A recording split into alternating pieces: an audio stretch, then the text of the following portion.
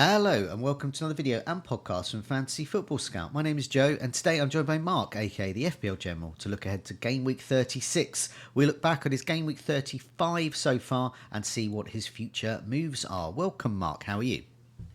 I'm good, Joe. How are you? Good to be back Yeah. for another video. Not too many left at this stage. So, yeah, recording bank holiday Monday morning after a busy weekend. So, a little bit groggy, but FPL wise, it's going okay. So, looking Yeah. forward to Monday night with Triple Palace. Yes, indeed. I've got 4 to go, bizarrely. I've got Palace Defender, Nottingham Forest Defender, and a couple of Palace attackers. So I actually don't know what I want.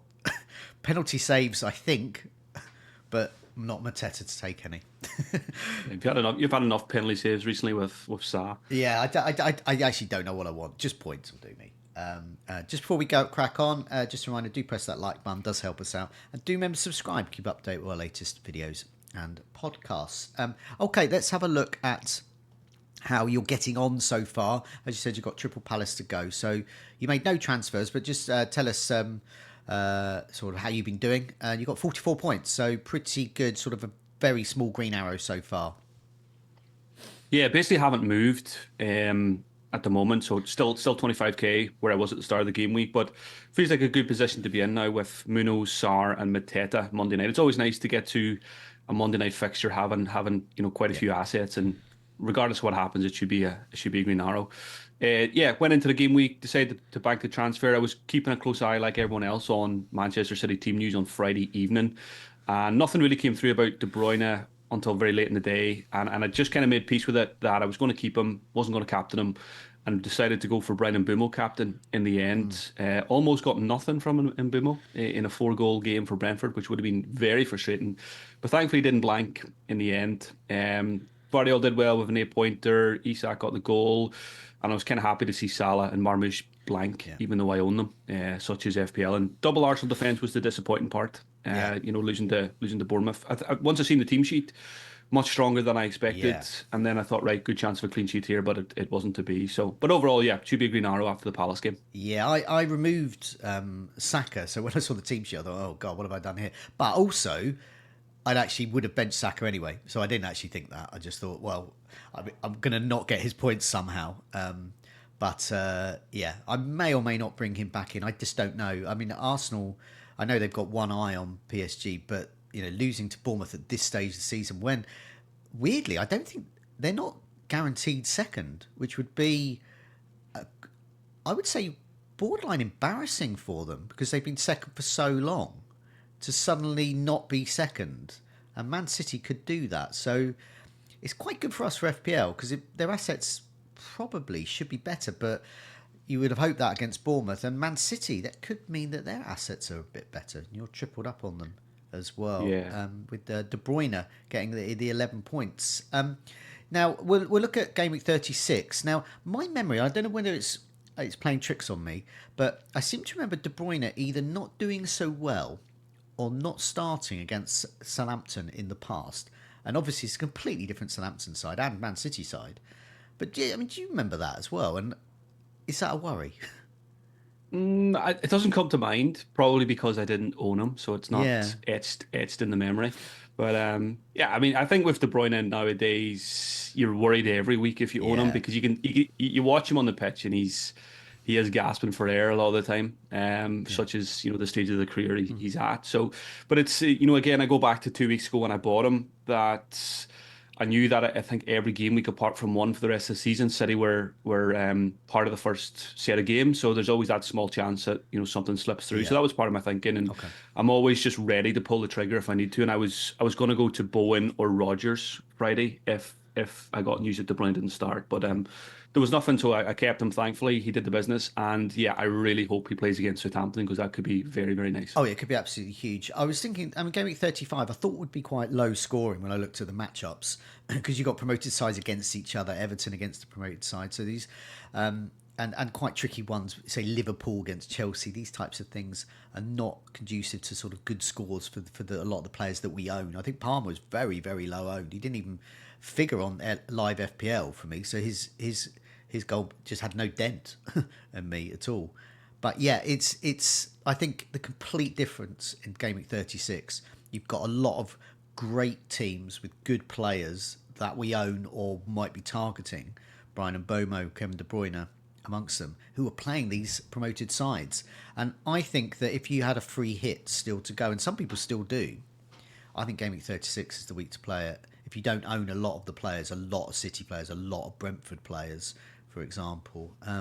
But yeah, let's have a look at the fixtures, just see what we're talking about. Because this is for the 36, 37 and 38. Into the Fantasy Football Scout members area, sorted by season difficulty. And this is what I'm talking about this particular week with Gameweek 36. Nottingham Forest against Leicester. Suddenly Chris Wood, Alanga, Nottingham Forest defender. Brilliant. Not in a lot of teams, all three of those, or one of those maybe. Man City away to Southampton. Man City triple up. Wow. Brentford against Ipswich. Ryan and Bomo, Wissa, and then get a defender, maybe Flecken. I don't know.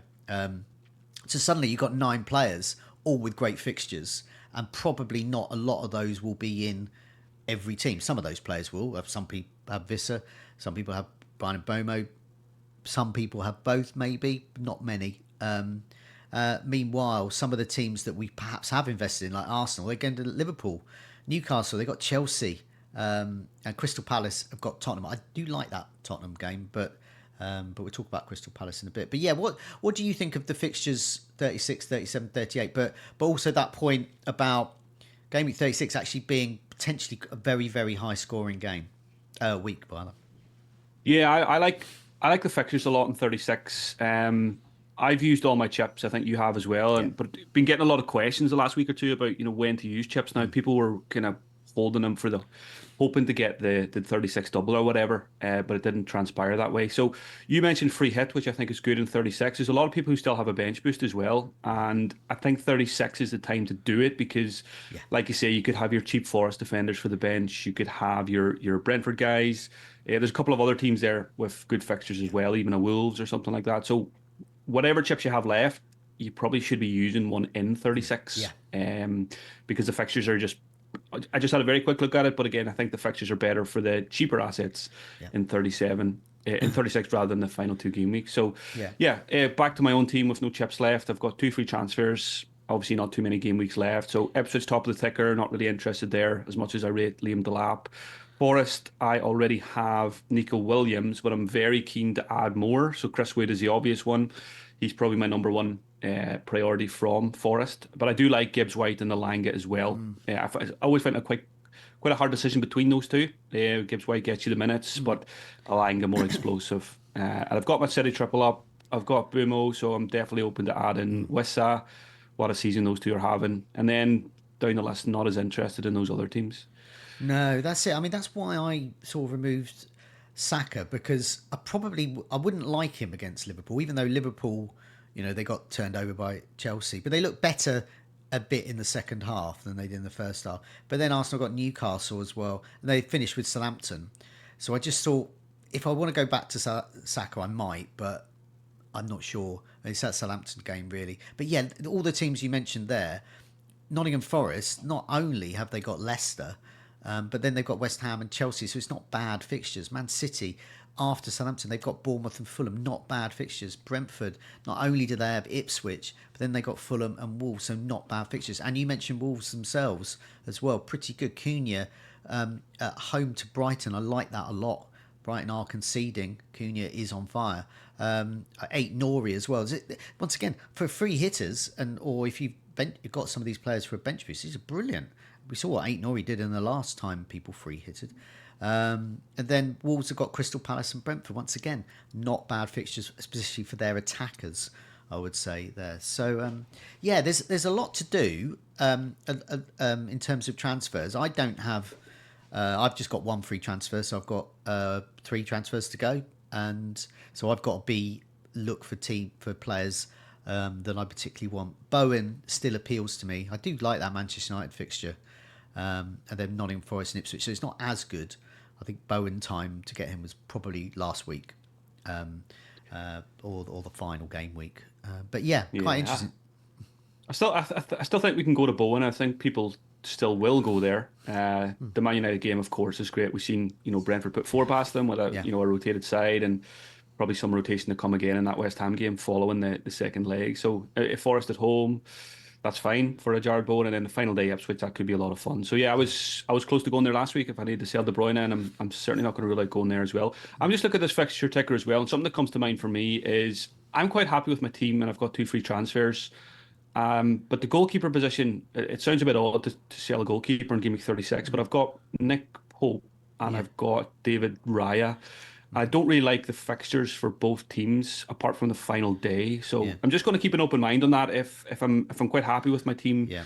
and if I can identify maybe a goalkeeper, maybe the Forest keeper, I'm just looking now. So there's probably not too much screaming out at me as being worth a transfer, but it's just something I want to keep an eye on because it could end up that my goalkeeper might be my weakest link over the next couple of weeks. So Yeah. I might make a rogue goalkeeper transfer towards the end of the season. Yeah, I'm certainly looking at defenders as well. So what we're doing in this one, we're sort of helping Mark out, but also you at home and me as well. Looking at sort of some defenders to consider, some midfielders to consider, and forwards to consider. Mark can, with the luxury, he could make two of those moves this week, but he could do a goalkeeper as well.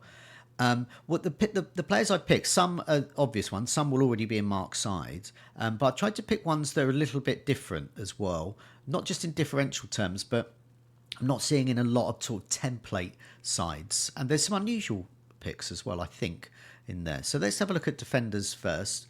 So these are the most attacking defenders last 6 matches, but I've cherry picked them from some of the teams. I've only kept those in the list that have got good fixtures coming up. Whether that's good fixtures for the next 3 or certainly, at some point playing a promoted side, that type of thing. Top, I've got actually Ait Nori because he's so attacking.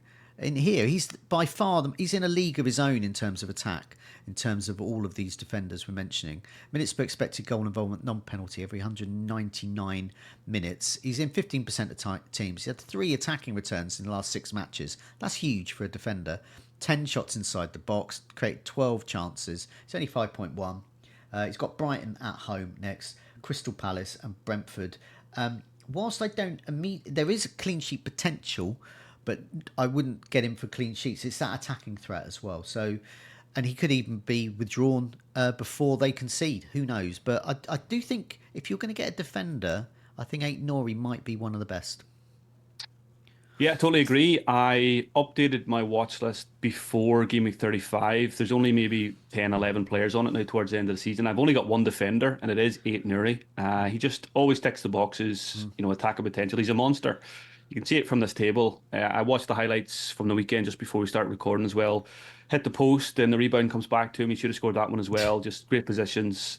Also very lucky that his season is not over for the challenge. That would have been a 3-game ban, I presume. But yeah, great option. And more importantly, on Ait Nuri, I like what Wolves have been doing under the new manager. Been very impressed by Pereira, I think his name is. Yeah, they're just good side. I think they went in 4 or 5 game winning streak recently, and yeah, just a good team. Yeah. And Ait Nuri has license, and he's cheap, and yeah, he's just. If I make a defender transfer before the end of the season, it's probably going to be for him. Yeah. Another good option, Wan-Bissaka at West Ham. After Bowen, Wan-Bissaka is probably their best FPL asset to get. Assist potential, and obviously he gets clean sheets if West Ham can keep clean sheets. But he's only in 5% of teams. Minutes per expected goal involvement, non-penalty every 800 minutes or so. So you're lucky to do that. But he has got an assist in his last 6 matches. Created 6 chances, 3 shots inside the box as well. He's starting every game. He's had a shot on target as well. Minutes per baseline bonus is very strong. Manchester United away, Nottingham Forest at home, Ipswich away. There is small clean sheet potential there and assist potential. I think he's quite a good asset to get him. Yeah, I like Wan-Bissaka as a pick as well. I think the fixtures are fine. Playing against United again, old team. He'll be up for that one. Forest, I don't mind that at this stage of the season, especially at home. Any Graham Potter side, I think, right, they're going to be defensively well set up, so there's always a chance of a clean sheet there. And then Ipswich final day is good as well. Wan-Bissaka, I think he's massively improved in the final third from his Man United. I've kind of been surprised by how much he's improved recently, which is good.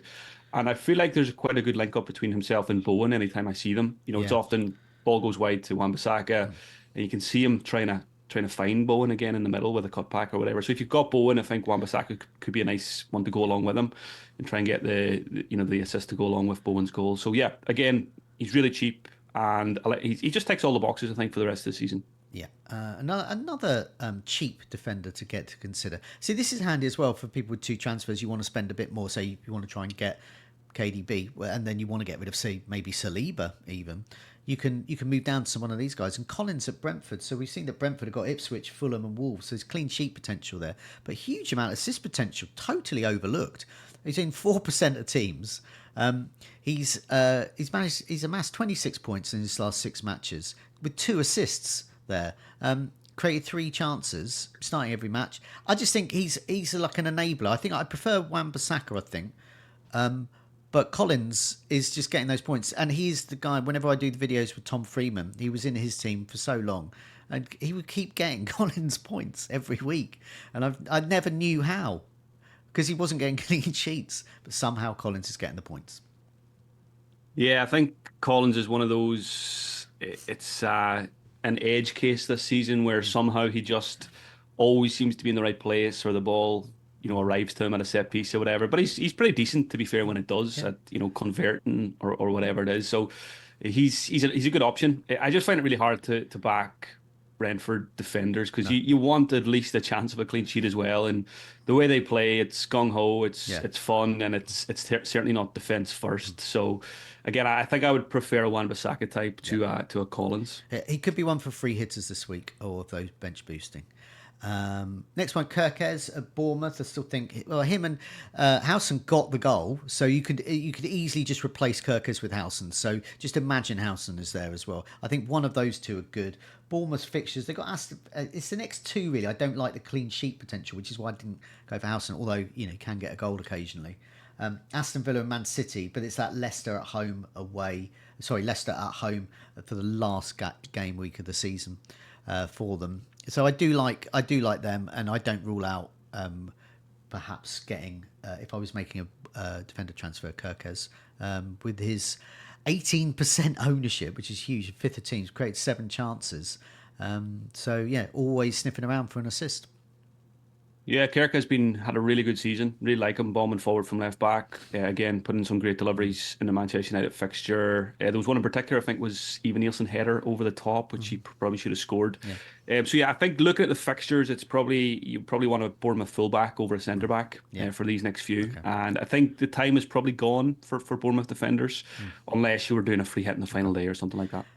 Next name on the list. So I've called this attacking defenders just because it's from my table. I've got called attacking defenders, but the next player isn't an attacking defender. He has got a goal in him occasionally, but with 0 chances created and just 2 shots inside the box. It's clean sheets you're looking at here. It's Diaz at Man City. Now, lots of us have Guardiola in our teams.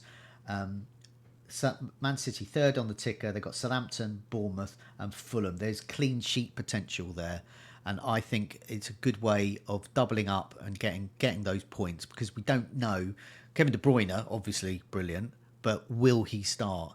Whereas I feel with Diaz, I think he's a bit more nailed on for that, and I think there's potential there. So he's only 5.4, which is relatively cheap for a team that are top of the ticker and going for that second place maybe from Arsenal.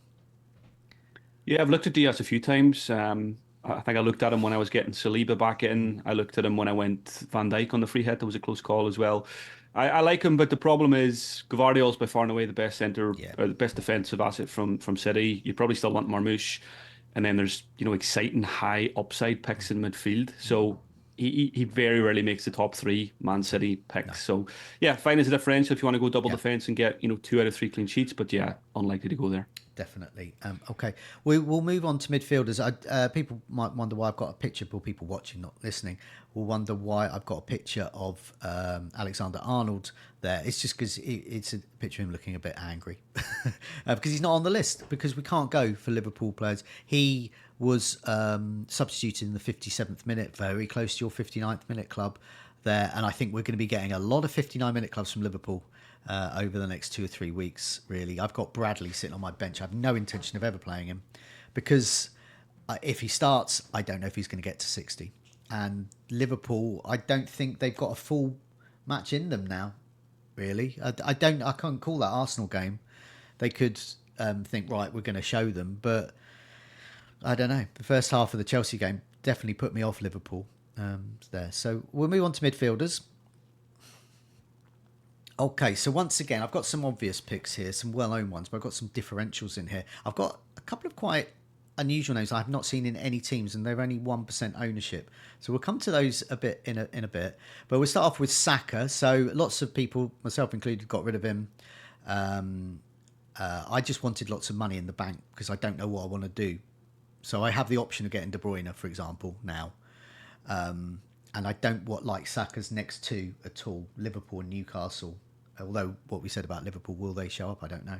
But it's that final game, Southampton. So I'm sort of parking Saka thoughts until 38. But he's in a fifth of teams, created 8 chances, just that one goal because so many sub appearances recently. 9 shots inside the box. Baseline bonus isn't as strong as you would think as well. Yeah, you Saka. Yeah, like you, it's probably going to be just final day, if anything. I haven't really owned Saka that much this season. I've kind of made peace with that and been kind of comfortable without him as well. He hasn't hurt too much. I seem to remember that my final transfer of last season was for an Arsenal midfielder as well. I think it was Havertz, when he was a midfielder, I'm pretty sure. So I could end up giving me 38 again, just targeting the fixture, and going Saka on the final day. So I'm going to keep that in mind with finances like yourself. I know I might want to do that, so I might need to keep some money aside. But again, if I go the rest of the season without Saka, I feel like I'm going to be okay. Yeah. Bowen's next on the list. And when I see Bowen, I just think I'm not averse to taking a hit. There's quite a lot of midfielders I want that I don't own. And Bowen's one of them. He's such a talisman. The trouble is West Ham don't score a lot, but if they do, he'll be involved, you would think. Manchester United away is a good fixture. Nottingham Forest at home is still a good fixture. Ipswich away is a brilliant fixture to finish off the season. He's even captainable for the final game week there. But yeah, 39 FPL points, minutes per expected goal involvement, non-penalty every 176 minutes, and not as strong as, say, Saka, which is every 82 minutes. His ownership is in 1 in 10 teams, but I think it was about a third of teams around my rank, which is around 80k at the moment. He's got 2 assists and 3 goals, so 5 attacking returns. Yeah, you can't argue with that. If I was going to make a long-term move, I would want to get him in. And I don't even rule out getting a hit for him in, because for over 3 weeks, I think he will repay it. Yeah, he's just great, and he's been great for a long time. I say it every week. I really don't like not having him in FPL, but it's just hard to squeeze him into the 4 midfield spots with the other options. And again, scores at the weekend, no surprise when you see the notification pop up. And again, watching the goal back, just such good composure, putting it through the goalkeeper's legs. I think a lot of players miss that chance at such a tight angle. Just shows the quality of the player. And yeah, I would like to get there before the end of the season, but it'll just probably depend on other factors, a De Bruyne benching or something like that. Yeah. So yeah, I'm an unhappy non-owner at the moment. Yeah. De Bruyne is next. And what, as you said, that the potential of a benching puts me off, even against Southampton. He's 9.5, so not everyone can get to him, but those that have perhaps sold Saka, they might have some money in the bank. He's got 32 FPL points, minutes per expected goal involvement, very similar to Bowen, 184 minutes. He's in 1 in 10 teams. I think it's around getting on for 1 in 5 around where I am in the rankings. 2 goals and an assist, so 3 attacking returns, pretty good. 7 shots inside the box, create 10 chances. Yeah, I mean, he's in your team for a reason, but yeah, it's just that. I guess, yeah. I mean, what's your advice as an owner? Because you've got the knowledge. Potentially, there could be some leaks, but that's annoying as well. You're relying on the potential of leaks because they're the early kickoff each time. Yeah, I hate leaks, and I was sitting on Friday evening at 10 past 6, quarter past 6, 20 past 6. Yeah, Just refreshing different platforms, and it's a pain, but it's unfortunately part of the game now. And if you have them, you have to do it, of course. And yeah, like a lot of people captained them because they got the news and they benefited from it. yeah. And I kind of just made peace at about 10 past 6 that whatever happens now, I'm just going to stick with Mbumo captain and just keep De Bruyne regardless. Yeah. So yeah, you've got to be kind of prepared, I guess, if you want to go there. You know what comes with it. Yeah. And you just got to be comfortable with that. But of course, we know who Kevin De Bruyne is. That's the most important thing. We know what he can do. Loves a bonus Yeah. point when he gets an attack and return. And to be honest, it was nostalgic pick 2 weeks ago. Yeah. Might never get to own the guy again. City's still something to play for. I expect him to get a decent amount of minutes for the rest of the season, and so far so good. But at any moment, I'm ready just to drop him Yeah. and get someone like a Jared Bowen. Yeah, I think well done, captainers, for him. There was a lot of good captain choices this week. Both you and I went for Brian and Boma. I still think that was the best move, and it showed and it transpired. Because when I saw the Manchester United team, I was just going through it. Who was that? Huh? The backup to the worst Manchester United team I can ever remember, and I'm in my 50s, so that's pretty poor. Nevertheless, they were actually a bit better than the normal team, Manchester United, put out. But nevertheless, it was a bunch of kids. And I saw that and I thought, Brentford would score a lot. It's just Brian and Bowman didn't get a tremendous amount of returns. But yeah, we'll take an assist. Next name is Cliver for Bournemouth. I've sort of gone off him a little bit, but I put him on here because with that final game at home to Leicester on penalties, he's a very strong pick for that week. Aston Villa, Man City, maybe. I like Avon Nielsen, but we'll look at him at forwards in a sec. But yeah, Cliver, 12 chances created last 6 matches, just 2 shots inside the box though. Cliver 1 for 38, I think maybe. Yeah, probably put him in a similar boat to Saka because I don't like the Villa fixture because they've got a lot to play for. Likewise in Manchester City, so yeah, it's a tasty one against Leicester on the final day. Semenyo, Cliver, these guys certainly options, but I don't see myself going there before then. Okay. Next name is a guy that I might bring in. He's the one I'm very interested in because I'm okay with my forwards, but I do have Anthony Gordon still, so I have got space to move to get a Nottingham Forest midfielder in. And Alanga, I got him in on my wild card, got him out again, but it got me 11 points immediately, so I like him. He's only 5.4. He's in 8% of teams overall. Minutes per expected goal involvement, non-penalty, not as strong as some of the others, every 278 minutes. But he has had 35 points. He's got an assist and 3 goals in his last 6 matches. 4 attacking returns for 5.4 is huge. Just 4 shots inside the box, just 4 chances created. So perhaps not sustainable, but I like him. And the reason I really like him is because he's got the best fixture you can get all season. He's at home to Leicester. Yeah, I really like Alanga as well. Like the monies at Manchester United, and FPL wise like him a lot more now at Forest, and having a great season as Forest have been, and he's been a key part of that. He's just so good, and I like Forest for the rest of the season. Good fixtures, fighting for Europe, tick the boxes, and they've got great assets. To me, it is still a close call between him and Gibbs White, but I do think Alanga is the better option. I think he's the goal scorer of the two. Maybe more reach the points for Gibbs White, but he doesn't always do it consistently. Okay. So yeah, Alanga is pretty high on my list as well. Okay. Now the next name is going to raise a few eyebrows. It's Damsgaard at Brentford. He's only 4.9, so he's there as an enabler, but he's only in 1% of teams. He's got an assist. He's created 8 chances though in his last 6. He's had a couple of shots inside the box. Now I was listening to a podcast. I think it was a Man on FPL podcast, and they mentioned Damsgaard. They were talking about Damsgaard being a key player to bring in because of the cheapness, and he's so involved in Brentford's attacking play. And I thought, I just ignored that. And then I was listening to the commentary, and it was almost constantly Damsgaard cross, Damsgaard pass, Damsgaard corner, Damsgaard steps up to take the corner. Visser almost scores. And that could have been, I don't know, the commentary I was listening to for that game, it sounded like potential for like 9 assists from Damsgaard in that game. So I thought, yeah, okay, we're gonna be the second podcast and YouTube video to talk about Damsgaard. I think he is a valid option now because Brentford they've got Ipswich away next, brilliant. Then Fulham and Wolves. So much assist potential there. I think if you need an enabler, you can't quite stretch to say Alanga or Rodgers perhaps for Aston Villa. Damsgaard, I think, is a very good option. Yeah, I've watched a lot of Brentford games this season, and he's been a standout in so many of them. He's a really good creative player. Yeah. What goes against him FPL wise is Brendan Bumo and Johan Wissa. Everyone goes there first, which is understandable, and you're never going to triple up on their attack. But we've talked all season about, who's the best, people always ask who's the best 5 million or less or, under midfielder.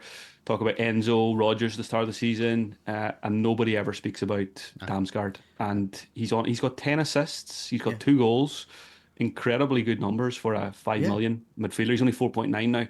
Yeah. And again, watching the highlights this morning, if you go back and watch Wiss's goal, it's not Damsgaard who gets the assist, but he very much creates a goal with a really good, defense splitting pass, and he does that so often. Yeah, he's been one of the standouts for me this season. Watching the Premier League, you can take FPL out of it. So again, if you're looking for a differential, he is a good option. Yeah, another differential for Aston Villa, Tielemans.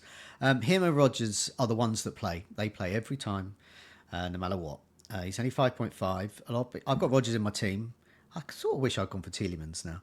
But that's hindsight. He's only in 1% of teams. He's got 4 attacking returns. Who knew? He's got 3 assists and a goal over this period. Created 9 chances. He's in the mix for penalties as well, especially now Rashford's not there. I really like him, and especially because the next fixtures are pretty good. They do have Bournemouth away, so there's potential there. It's Tottenham at home, but that's a Tottenham potentially before the final of the Europa League. So that makes me think, oh, that could be good. That could be good. And then Manchester United away, I still think is good. So I think he's a really good option. Yeah, I think any Villa asset who plays is worth considering for this run-in. They need to win games and secure results. So Tielemans is certainly in the mix, but for me, I don't think he's ever going to beat a Rodgers into my 11. I don't have any Villa midfielders at the moment, and I still gravitate towards Rodgers. Plays slightly further forward. I just think he's more of a threat. Yeah. Now, different story if Tielemans did get the pens, which he's taken in the past. But who knows? Maybe even Rodgers would take a penalty. So it's an unknown. So I still think Rodgers over Tielemans. Yeah. This is a sort of a template busting. If you got 5 out of these 1, 2, 3, 4, 5, 6, 7. If you got 5 out of these 7, and they're all affordable to have that, you've got a good mix of enablers there as well. I wouldn't be unhappy with that. If I was wildcarding now, I wouldn't be happy with 5. Unhappy with 5 of these. I think that would be very nice. So yeah, we'll move on to forwards. Now, one of the questions I posed on social media over the weekend, and I've seen lots of other people do it as well, say, I've got Mateta, I've got Marmoush against Southampton, I've got Mateta who's playing Tottenham, and I've got Isak who, even if he's not in good form sometimes, can still get you 9 points as he did against Brighton. And then also Newcastle, they got Chelsea at home, the Arsenal way is tricky, then they got Everton at home, so they've got 2 home games, which are okay. I've got other problems rather than those 3, but you're quite happy with a lot of your team. So would you, before we look at the forwards to consider getting in, you've got the 3 forwards I just mentioned there. Which would you get rid of, or are you actually actively looking to get rid of one of them? I'm quite happy with them all, even though they haven't all been, massively consistent. It's kind of annoying being happy with them because I'd like to be making some exciting forward transfers for the final few weeks, but I'm sure I will make at least one more forward transfer. I don't see it being Isak who goes. I just like him a lot, and Newcastle, near the top of the league and Europe and all that kind of stuff. Marmoush is just, really good, handful, plays for Man City, has got a high ceiling, and obviously has Southampton next. And I think if it was anyone to go, it would be Mateta, because I'm already tripled up on the Palace guys. With Sarr, Munoz as well. They've got the cup final to come as well. But Glasner has been saying, rhythm is the most important thing, and he's going to keep playing and trying to win games. So that's encouraging for us who have Crystal Palace players. If Mateta goes and does the business, if I don't sell him, and if he goes and does the business this week, Monday night, that's what I'm saying. He still has to play. If he plays Monday night and he does the business again, I'm not going to sell him before Tottenham. So. Yeah, I might get the Game Week 38 and just be like, I'd like to make a forward transfer, but I'm just going to stick with these 3. Yeah, away to Liverpool. But even that game, we've seen what Liverpool are like at the moment. There could be gaps opening in there. And Crystal Palace, just Mateta is still a good player. It's the FA Cup final, but there's still a 6-7 day gap between the Premier League game and the FA Cup final. They're not playing midweek, I don't believe. Their midweek game is after the FA Cup final, so it's that one. Then maybe, but that's maybe not. I don't know. I mean, it's just I feel that he's going to play that Tottenham game, and any centre forward against Tottenham, I can't see any argument for getting rid of him at the moment. Yeah, he's just good, and if we think he's going to play, there's no reason to sell. But if you were in the market for getting a new striker, perhaps you don't own some of these players we're about to mention. I think these are all really good as well, and I'd quite happily have three of these in my team. First one is Evan Nilsson. He's in a bit of a league of his own with minutes per expected goal involvement. Created 3 chances, 15 shots inside the box, 4 goals and assists, 5 attack and returns, 6 matches. He's pretty much an attack and return a game. Bournemouth fixtures, just a reminder, they've got Aston Villa, Man City, and then that Leicester game at the end. I think he's good to get in now. Perhaps not the best forward to get in this week, but he's a good forward to have at some point within the next 3 games, I think. Yeah, again, he's so good. I've been majorly impressed with him in the last month and a half, 2 months. I think he's really stepped it up, and he's really settled in properly to the Premier League. And maybe I might not go there, this season, but I'm already thinking game week 1 next year. I would like to have this guy game week 1 if their fixtures are anyway decent. Yeah. I want to take note of this end of season form and remember how much I like watching him and how effective he was. I think he could have even more attacking returns over the last few weeks. He's missed a few chances, Yeah. like that header at the weekend. He's just a really good player, and I am expecting big things from him again next season. And yeah, end of this season, I like him a lot as well. I'm looking at see what situation I'm in, but I'm looking at Mateta, who plays Liverpool in Game Week 38, to Evan Nilsson, who plays Leicester at home, the best fixture you can get. No brainer. Yeah. Yeah, Easy. I'm just looking at that, and I really hope. Well, I'll have one transfer because I just hope I don't have to do anything else. And I think Evan Nilsson is actually captainable as well. I think anyone who's playing a promoted side is captainable. Next name's Cunha. We've seen what he can do. He's just absolutely brilliant. He's probably going to go to your team, Manchester United, by the end next season. Hopefully. You hope. Minutes for expected goal involvement, non-penalty every 145 minutes. Created 13 chances, 9 shots inside the box. 3 assists, 3 goals, 6 attack and returns, 6 matches. He's so many routes to points, and his minutes per baseline bonus is the best by miles out of anyone here. Every 5 minutes, he's getting one of those. Yeah, he's really good as well, and it's that Brighton game I really like. I mean, in fact, he can score against any of them. Crystal Palace, I think the 37 game. I think that's the one that's midweek that they play after their FA Cup final. Yeah, Palace play midweek Tuesday on Yeah. 37. So whether they win or lose, Crystal Palace are going to be Tired. tired. Yeah, post FA Cup final. Cunha. Tired slash possibly hungover. Cunha, I think, is a great option, and Brentford can't get clean sheets either. Yeah, Cunha again. There's so many forwards we want to own, isn't there? There's so many shiny names on this list that we would all love to have. And I'm just thinking, if I was, some people who still have a wild card as well. You're obviously probably going to play it straight away now. 36. It's really hard to pick 3 forwards. Yeah, I would. If you're wildcarding now, I would go for the Evan Nilsson, Cunha. I might go for this next guy as well. Vissa, double him up with Brian and Bomo. He's already in 17% of teams. He's got a couple of assists, 4 goals, 6 attack and returns, 6 matches. Brilliant. Haven't had him all season. Wish I had. Ipswich away, brilliant. Fulham at home, brilliant. Wolves away, brilliant. Yeah, I think this week, because he's playing Ipswich, he would be one of the top choices to bring in. Yeah, it's interesting. We're saying the 3 forwards we have, we're quite happy to keep them. But if we were a wild card, we would have 3 different forwards. Yeah. Tells you the state of the forwards at the moment. And yeah, Wissa. I mean, I'm going to have a couple of regrets when I look back in the season. Rodgers will be one. I think Wissa will be another. Just so consistent, so cheap. Him and Bumo, unbelievable together. Okay. And yeah, again, I've got Bumo, and I might add Wissa before the season's over. Yeah, definitely. I've got just 3 more names before we look at your team for next week. So next one is Haaland. Now, he hasn't played a minute yet, back from injury. Was on the bench, decided not to play him. He wasn't needed, but I suspect he'll get a sub appearance. So he's not one to bring in this week, I think. I think he'll come on in Game Week 36. But he could do some damage there, and then he could even start the next 2, which are Bournemouth and Fulham. Bournemouth at home could be good. It takes a bit of money to get there, but I've seen some people think, go for Haaland, why not? Just about he hasn't done much. But his last 6 matches he's played, it's worth noting, he's got 6 attacking returns. But Vissa has got that for half the price, and that's the story of the season. Haaland is too much money considering all the competitors are half the price. You can get 2 players for Haaland.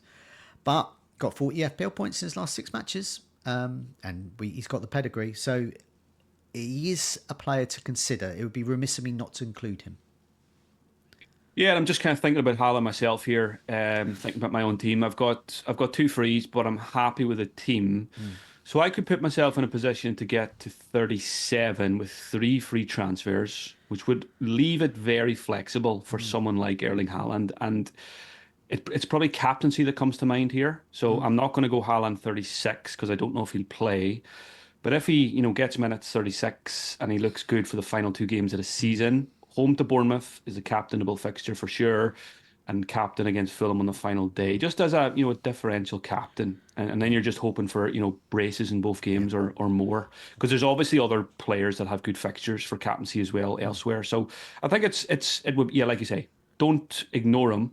We've kind of forgotten about him, but he could literally be the difference in you winning or losing your money league if you take a gamble and it works. So yeah, I'm not gonna rule him out yet. For that game week 37 captaincy, Salah against my team Brighton, I still think is a very good option there. But I also like the next guy, Watkins, on the list because he plays Tottenham, and that's the game Tottenham wanted to move because they've got potentially Europa League final a few days afterwards. But Aston Villa, quite rightly, have said no.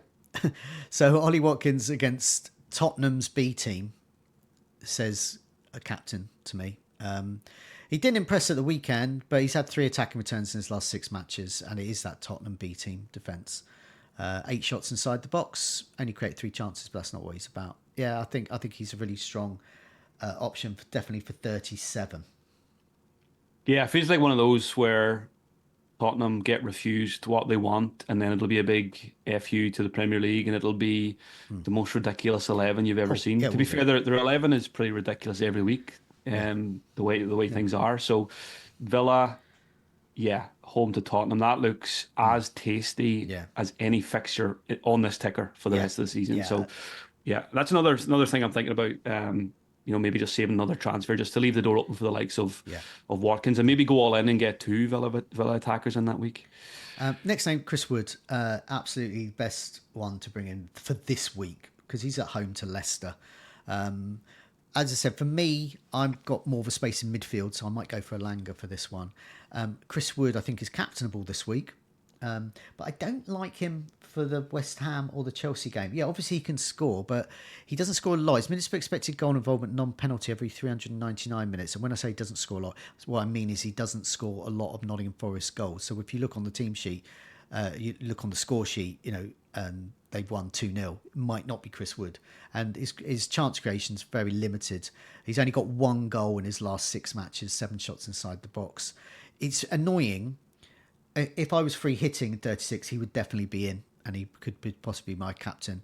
But I just don't like him for the next 3. Just for him, I just don't know if they're all Chris Wood type games. I think the next game is because he used to play for Leicester, and he always scores against his former teams. Yeah, I think it's quite simple on Chris Wood. This is the final entry point. If you want him, you get him now. Yeah. And if you don't get him for Leicester, you just leave him for West Ham and Chelsea. So that's the tricky situation some of us are in, because we look at our front 3 and we're like, it's fine, I don't really need to do anything. But then you look at Chris Wood and think, right, it has to be this week if I want to go there. And do you sell a Mateta or an Isak or a Marmoush for a Chris Wood? And it's just not that straightforward. So, but yeah, if you're going there, do it this week. Okay. Rightio. Yeah, so lots of options, aren't there? It's annoying. It's annoying at the way our teams are at the moment. I said happy with some of the players, but look at these shiny new toys. Okay, let's have a look at you for next week then. Just run through your team quickly. And if you were to make any move, who you're captaining, and if you were to make any moves, what would those moves be? Yeah, I'm not looking forward to decisions this week because I've got too many options. I've got the 2 frees, and we just listed some very, very exciting prospects in those tables. So at the moment, I've got Nick Pope in goal at home to Chelsea, with David Raya on the bench away to Liverpool. So, like I said, I'm not against the goalkeeper transfer. I'm going to look at that this week to see if there's anything that takes my fancy, but I'll probably just stick with those two for the rest of the season. In defence, Gvardiol, Nico Williams, and Muno. So, quite like Nico Williams, home to Leicester. I've got the triple Palace, Munoz, Sarr, Mateta. They're away to Tottenham. Let's see how they do against Forest Monday night, because we're recording before that game, and that will maybe impact decisions on those three. Currently have the captain's armband on Kevin De Bruyne against Southampton. Again, I'll be at the mercy of the leakers for that decision. If there's no team news, I will move the armband. If there's a benching, I'll sell him for one of those names we mentioned, probably a Jared Bowen. Salah home to Arsenal. Bumo has Ipswich. And then the front three, the more I look at them, the more I want some of the guys on the table.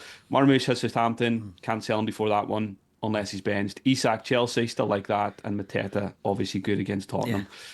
So yeah, it's, I like Chris Wood. I like Wissa. I like Bowen. There's a lot of players I like. Cunha. Yeah. Maybe getting the 3 free transfers for 37 puts me in a really strong position, and it opens doors for Haaland, Watkins, etc. Yeah. So maybe I do nothing. You've got the vice captain on Salah at the moment, but I don't know if that's in your team. I would probably go from Brian Boomer away to Ipswich. In fact, he is my captain at the moment. Yeah, it might even go. Yeah. I think it would go vice captain Bumo over someone like a Marmoush. I don't like going captain vice captain in the same game, just in case something happens. Yeah, Bumo might even get the armband again over a Man City attacker. But if I get news that De Bruyne starts against Southampton, I think I will just go there this week. Right, yeah. Okay. Well, good luck for the game week. Good luck with the decisions. Lots of decisions. I think lots of people have lots of decisions. Some might even do some hits. I might even take a hit, because there are so many good options at the moment as well. So one more game to go. So hopefully both of us will climb up the rankings a little bit more with this. You'll probably be watching this either just before the Monday night game or just after. But whoever you got in that game or haven't, good luck. And we'll see you again next week. Take care. See you soon. Cheers all.